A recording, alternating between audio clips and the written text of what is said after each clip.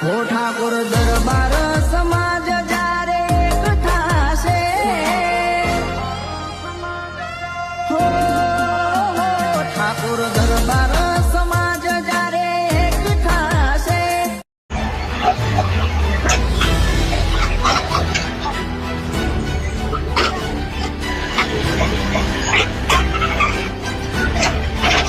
પાટણના ચાણસ્મા તાલુકાના જીલિયા ગામે થયેલા વિવાદ બાદ પોલીસે 18 ઠાકોર દરબાર શખ્સોને ઝડપી પાડ્યા હતા અને બજારમાં તેમનો વરઘોડો કાઢી જાહેરમાં માર ફટકાર્યો હતો.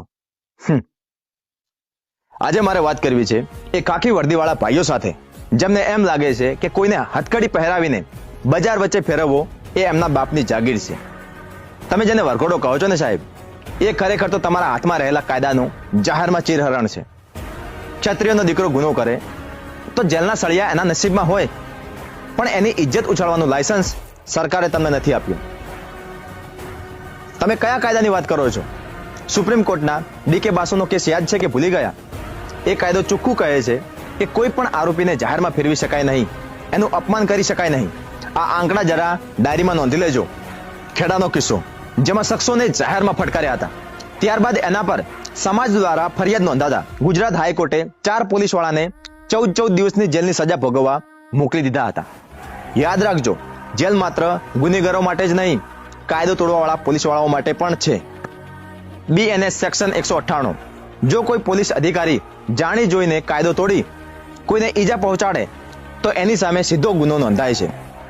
BNSS સેક્શન 223 આ નવો કાયદો છે. હવે પોલીસ સ્ટેશનનો ધક્કો ખાવાની જરૂર નથી, સીધા મેજિસ્ટ્રેટ પાસે જઈને તમારી વિરુદ્ધ પ્રાઇવેટ ફરિયાદ થઈ શકે છે.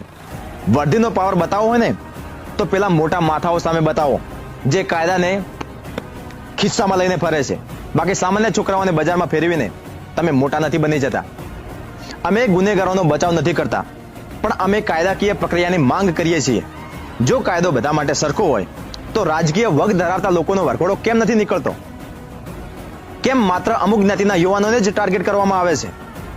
જ્યારે કોઈ એક સમાજના યુવાનોને આ રીતે ફેરવવામાં આવે છે ને, ત્યારે માત્ર વ્યક્તિગત સજા નથી રહેતી, પણ આખા પરિવાર અને જ્ઞાતિ માટે સામાજિક પ્રતિષ્ઠાનો પ્રશ્ન બની જાય છે.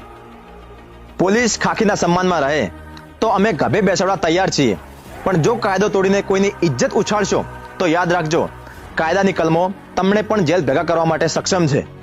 ન્યાય કોર્ટમાં થાય, બજારમાં નહીં. જય માતાજી. નમસ્કાર, જય માતાજી, જય મારો ક્ષત્રિય સમાજ. મિત્રો, થોડા સમયથી હમણાં ક્ષત્રિય સમાજના યુવાનો જોડે આતંકવાદીઓ કરતા પણ ખોટો વ્યવહાર કરવામાં આવી રહ્યો છે. મારી વિનંતી છે સમસ્ત ક્ષત્રિય સમાજને કે આપણે હાલ એકતાનો સમય છે, બધા ભાઈચારાઓની ભાવનાઓ સાથે એક થઈને રહો, અને જ્યાં પણ જરૂર પડે ક્ષત્રિય સમાજના યુવાનોને તો એમને ગભેથી ગભો મિલાવીને ઉભા રહો. જ્યારે દેશની આઝાદીની વાત હોય, જ્યારે રાજાશાહીની વાત હોય, ત્યારે સૌ પ્રથમ આ દેશ માટે કોઈ આગળ રહ્યા હોય તો ક્ષત્રિય સમાજ છે.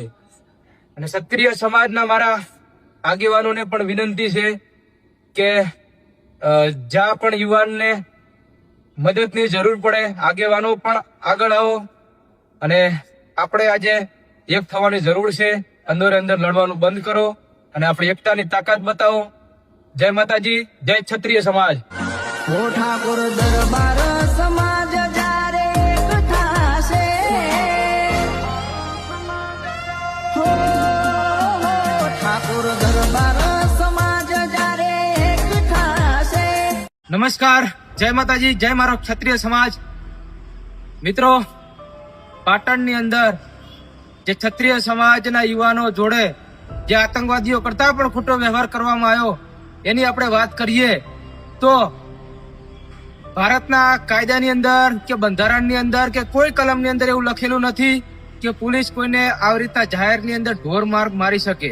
કોઈ પણ આરોપી ગમે એવો મર્ડર કરે કે કોઈ પણ ગંભીર કલમ હોય, પોલીસ આરોપીની ધરપકડ થાય અને પછી એને કોર્ટની અંદર પેશ કરવામાં આવે અને કોર્ટની અંદર કેસ ચાલે અને એના પછી નામદાર કોર્ટ એ આરોપીને સજા આપે કે આરોપી જોડે શું કરવું શું ન કરવું જોઈએ. બાકી પોલીસ આવી રીતના કાયદો હાથમાં ના લઈ શકે.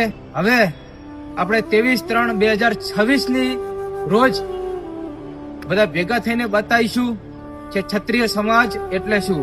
જય માતાજી. હો ઠાકોર દરબાર સમાજ જ્યારે એક થાશે, હો ઠાકોર દરબાર સમાજ જ્યારે એક થાશે,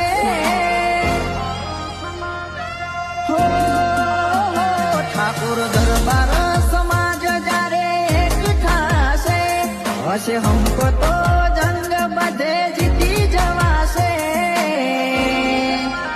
અલ્યા ભાઈ કરો એકતા, ક્ષત્રિય સીએમ બનશે.